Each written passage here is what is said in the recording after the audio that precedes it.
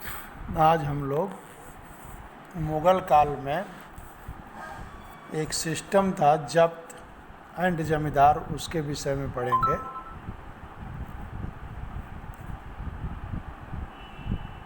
The main source of income available to Mughal rulers was tax on the produce of the peasantry। मुग़लों का जो main source revenue का था वह किसानों से टैक्स वसूली का था। In most places, peasants paid tax through the rural elite, that is the headman or the local chieftain. The Mughals used one term जमींदार, जो इस टैक्स को कलेक्ट करते थे रूरल एरिया में, उनको मुग़ल काल में जमींदार के नाम से जानते थे। To describe all intermediaries whether they were local headman of village of powerful chieftain. Akbar's revenue minister Todarmal carried out a carefully survey of crop yield,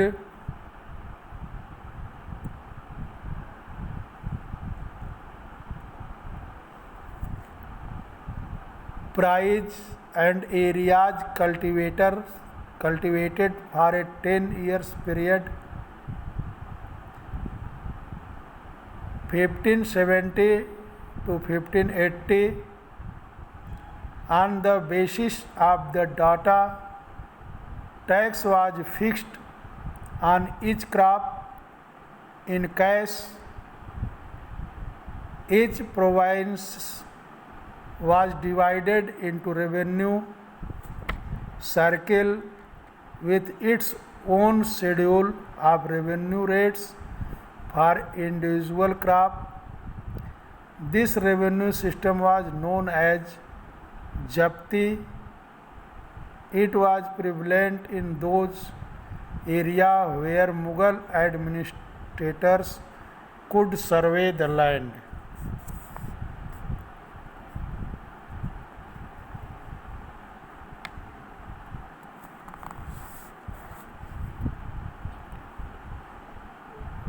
Todarmal जो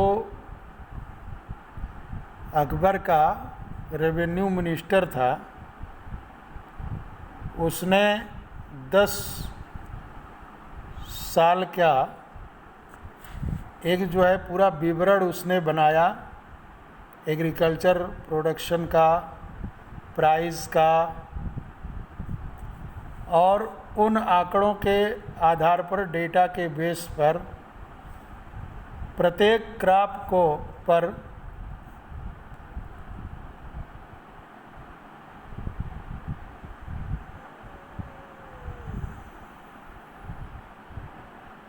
कैश रेवेन्यू लेने का निश्चय किया। अभी तक कैश के रूप में रेवेन्यू नहीं लिया जाता था। प्रत्येक जो सूबे थे, जिसको स्टेट कहा जाता है, उस समय स्टेट को सूबा नाम से जानते थे, को रेवेन्यू कमिश्नरीज में डिवाइड किया गया था। और रेवेन्यू प्राप्त करने की जो ये सिस्टम लागू किया गया, उसी को जब्त कहा जाता था।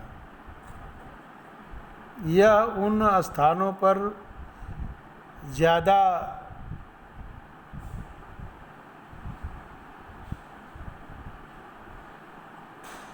प्रचलन में था, जहाँ पर मुग़ल एडमिनिस्ट्रेटिव ऑफिसर लैंड का सर्वे कर सकते थे और केयरफुली उनका डेटा रख सकते थे। ऐसा सर्वे गुजरात और बंगाल जैसे प्रांतों में संभव नहीं हो पाया। In some area, the Jamidar exercised a great deal of power. The exploitation by Mughal administrators could drive them to rebellion. Sometimes Jamidar and peasant of the same caste allied in rebelling against Mughal authority. These peasant revolt challenged the stability of the Mughal Empire from the end of 17th century. कुछ areas में जमींदार होते थे, इतने powerful हो जाते थे कि मुग़ल एडमिनिस्ट्रेटर के एक्सप्लॉयटेशन के कारण, शोषण के कारण वह रिवोल्ट कर देते थे। कभी कभी क्या होता था कि एक ही कास्ट के जमींदार और किसान मुग़ल पावर के खिलाफ भी मिलकर विद्रोह कर देते थे। 17th सेंचुरी के आखिर में ऐसे पीसेंट रिवोल्ट ने मुग़ल एम्पायर के स्टेबिलिटी को चैलेंज देना शुरू कर दिया था। Akbarnama and Ain-i Akbari. Ain-i Akbari was a court historian. Ain-i Abul Fazl is a court historian of Akbar who wrote a Akbarnama, जिसको आईने अकबरी के नाम से भी जानते हैं। अकबरनामा में वो क्या लिखता है? Akbar ordered one of his close friend and कोर्टर्स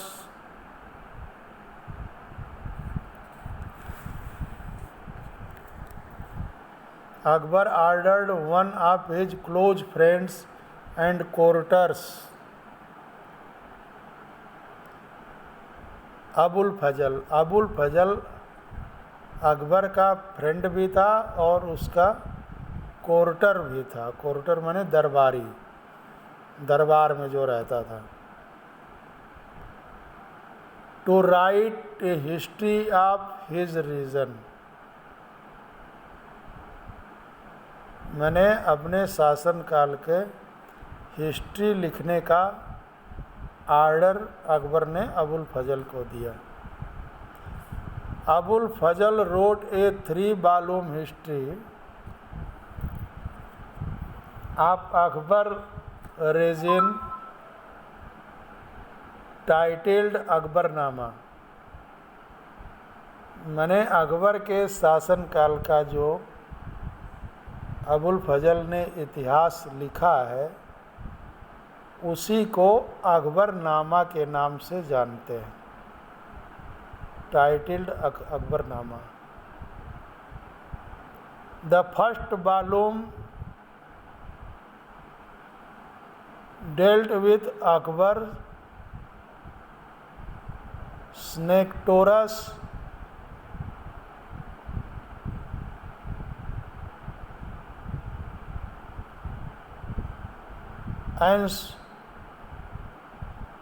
एंसेस्टोरस माने होता है पूर्वज, यानी अकबर के बाप दादाओं, अकबर के बाप दादाओं पर दादाओं के विषय में फर्स्ट वॉल्यूम में लिखा गया है। Second volume recorded the event of Akbar's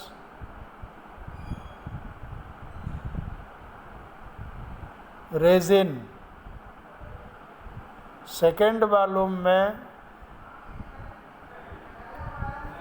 Akbar के शासनकाल का इवेंट माने जो घटनाएं हैं उसका वर्णन किया गया। The third volume is the Ain-i Akbari. It deals with Akbar's administration.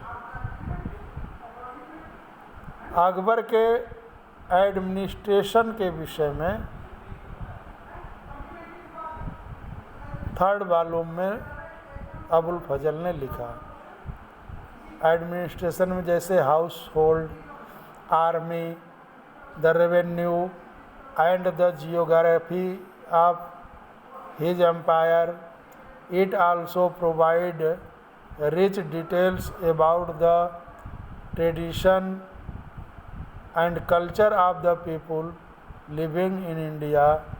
The most interesting aspect about the Aine Akbari is its rich statistical detail about things as diverse as crop yield, prices, wage and revenue। इन सब का वर्णन उसने third volume में किया है।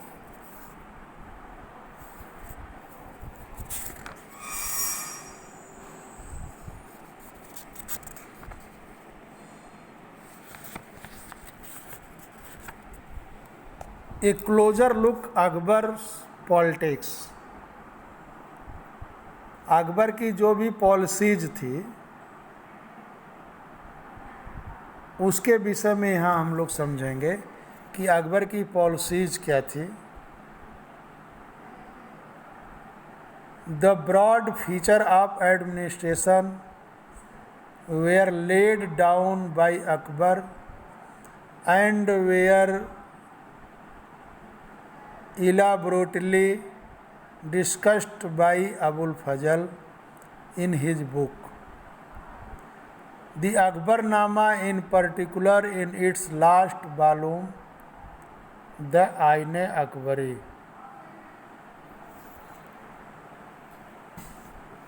अकबर का जो भी एडमिनिस्ट्रेशन है उसका विस्तृत वर्णन अबू फजल ने अकबरनामा में किया है।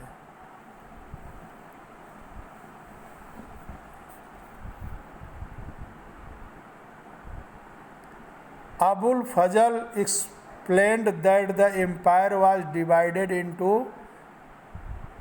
provinces called सूबा।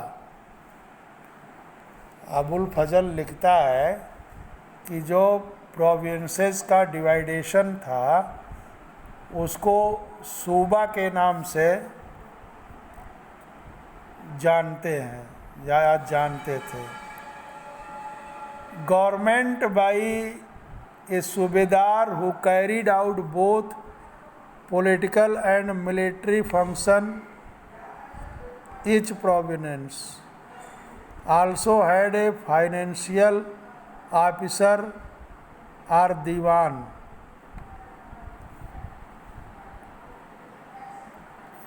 और सूबे का जो एडमिनिस्ट्रेटर होता था उसको सूबेदार कहते थे, जो political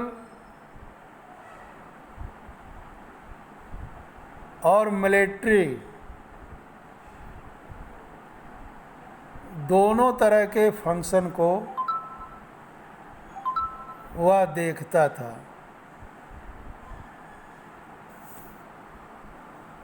Each province also had a financial officer और दीवान, जो फाइनेंशियल ऑफिसर होता था उसको दीवान के नाम से जानते थे।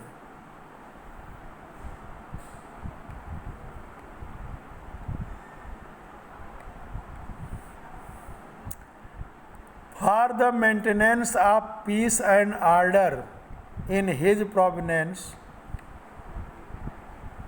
the Subedar was supported by other officers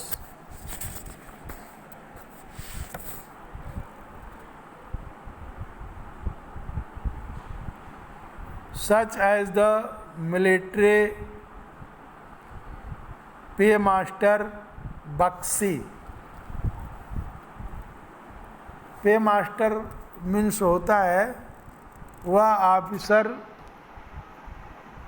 जिसको वेतन दिया जाता था, मिलिट्री का वह ऑफिसर जिसको वेतन दिया जाता था, वह लॉ एंड ऑर्डर को मेंटेन करने के लिए सूबेदार का हेल्प करता था, जिसको उस समय बक्सी के नाम से जानते थे। The minister in charge of religious and charitable patronage Sadar military commander फौजदार and the town policy commander कोतवाल, जो रिलीजियस वर्क देखता था, रिलीजियस और चैरिटेबल के काम को देखते थे उनको सदर के नाम से जानते थे। और जो मिलिट्री कमांडर थे, जो टाउन पुलिस का काम देखते थे, उनको कोतवाल के नाम से जानते थे। ऐसा आईने अकबरी में अबुल फजल ने लिखा है।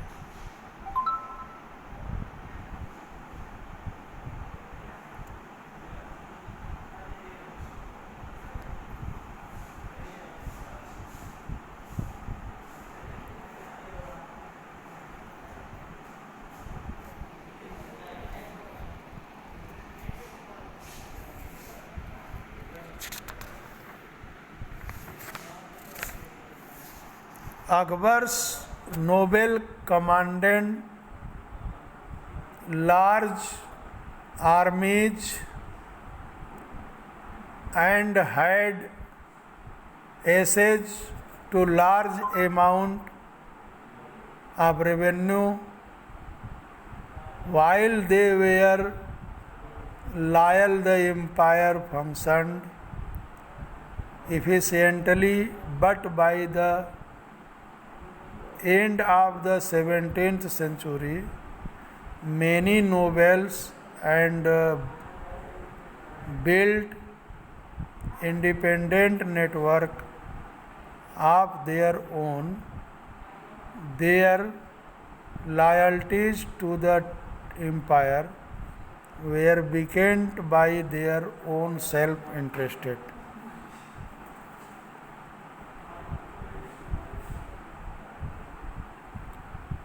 अकबर के जो नोबेल कमांडेंट थे, माने ऊंचे पदों पर जो बैठे थे, जिनको उस समय नोबेल माने होता है सम्मान वाले लोग, अभिजात जिनको कहते हैं, वो बड़ी मिलिट्री कैंपेन का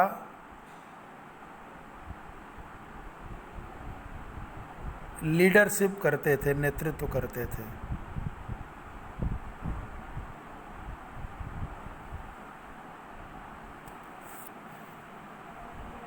और बड़ी मात्रा में वो रेवेन्यू खर्च भी कर सकते थे, जब तक वे वफादार रहे।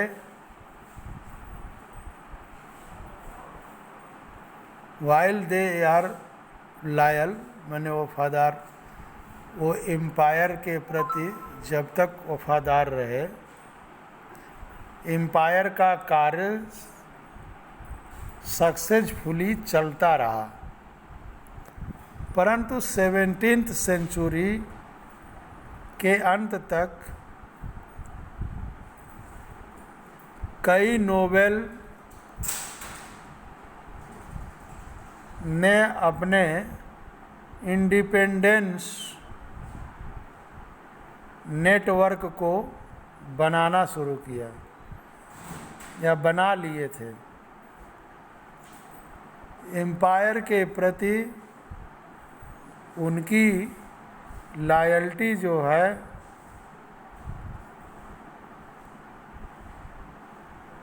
पर्सनल प्रॉफिट के कारण कमज़ोर पड़ गई थी।